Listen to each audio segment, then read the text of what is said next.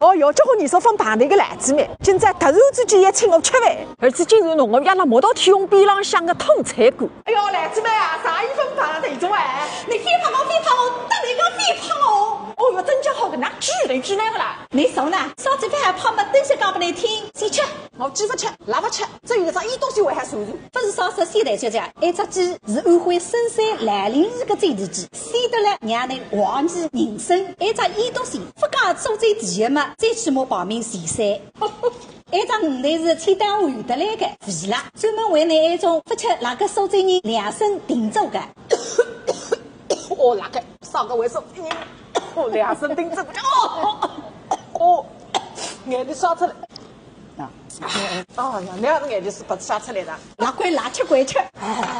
哎，两份讲拨我听了哇，上次今朝还那巨头巨呢。不瞒你讲，伊儿子离婚在，想托你寻个女朋友，38岁没新人，本科毕业，年薪没25万。那你一句女方烧个甜甜呢35岁左右，分结过婚的。哎，实质上你出金更高海洋，现在个人越多，你到儿子个机会越大。